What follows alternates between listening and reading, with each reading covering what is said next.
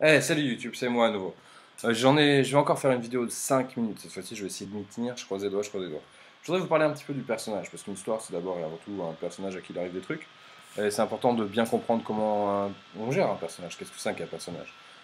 Je vais pas rentrer dans toutes les questions techniques de caractérisation, de failles, d'enjeux, de machin, de tout ça. Pour ça, on verra ça plus tard, et puis vous pouvez trouver ça ailleurs.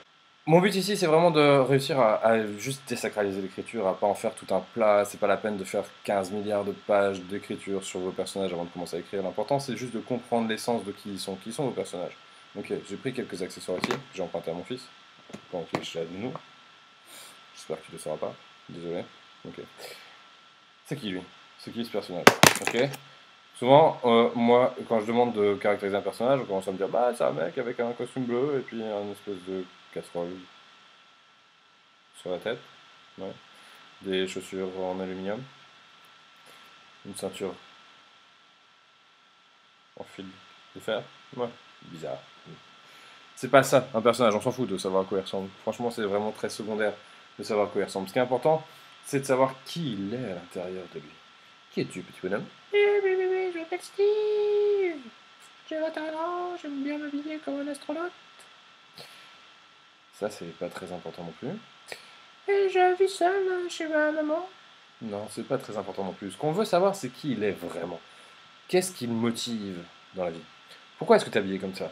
Parce que je trouve ça cool, j'aime bien faire semblant d'être dans l'espace.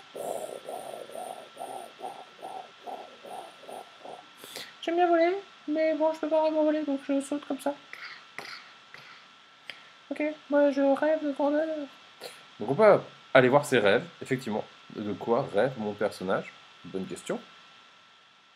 On peut aussi essayer de savoir ce qui va le pousser à agir. Comment est-ce qu'il va réagir en situation de crise? J'ai oublié un mec.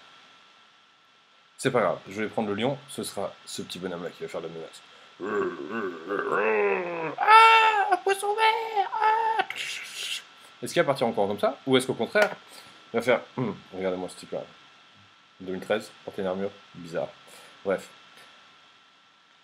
Ah, salut, je m'appelle Jack, je suis un chevalier. Je suis super courageux. Ah, un poisson vert, viens là, toi, je vais te traiter. Deux types de caractères différents, deux réactions différentes. Ce qui est très important, ce qui est important à comprendre dans cette histoire-là, cette petite histoire vraiment mal improvisée, désolé pour ça. Ce qui est important à comprendre, c'est que ce qu'on cherche à trouver chez le personnage, c'est ce qui va motiver ses actions. Comment est-ce qu'il va réagir aux situations dans lesquelles vous allez le mettre? Vous racontez une histoire, ça va pas bien se passer pour lui. Si ça se passe bien pour lui, ça risque pas mal d'ennuyer votre lecteur quand même. Désolé les gars. Ouais. Euh, donc, ça va mal se passer pour votre personnage. Ce que vous voulez savoir absolument quand vous caractérisez un personnage, c'est pas comment il s'habille, c'est pas quel âge il a et s'il a l'air d'être un bip, mais simplement c'est de savoir comment il va agir dans les situations de stress dans lesquelles vous allez le mettre. Et aussi, ce qu'il veut. Qu'est-ce que tu veux, bonhomme? Steve, Jack, Steve. Bon. Moi, ce que je veux, c'est aller dans l'espace. Ok, on va faire. T'as quoi? 21 ans? Astronaute? L'air d'avoir le QI pour aller dans l'espace. Euh, Tu pourrais aller à la cité de l'espace, faire des simulations de vol en apesanteur. Ou tu pourrais vouloir, selon ton caractère, peut-être économiser suffisamment d'argent pour voler dans Virgin Galactic et faire un vol elliptique au-dessus de la planète où tu vas flotter en apesanteur. Pourquoi pas, ok?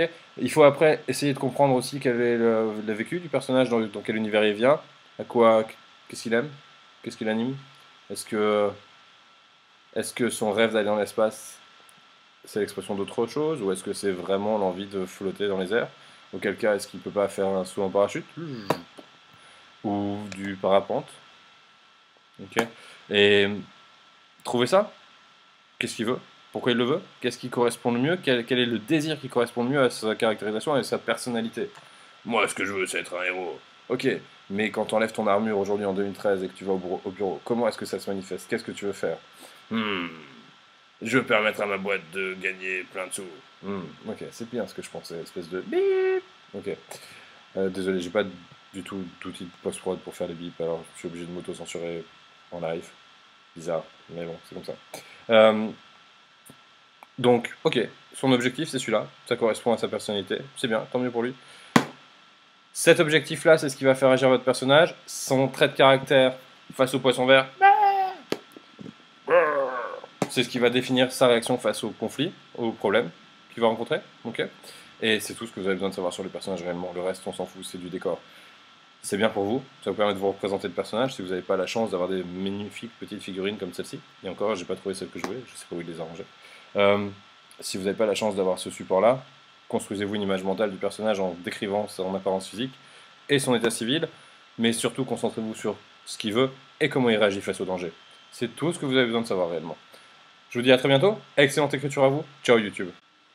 Avant de vous dire à bientôt, il aurait fallu que je vous dise que si vous avez aimé cette vidéo, aimez-la, cliquez sur le petit pouce vers le haut, non pas celui-là, celui-là, partagez-la avec vos amis, cliquez sur partager, envoyez-la par mail à tout le monde, vraiment inondez-les, spammez-les, on s'en fout, ils vous pardonneront.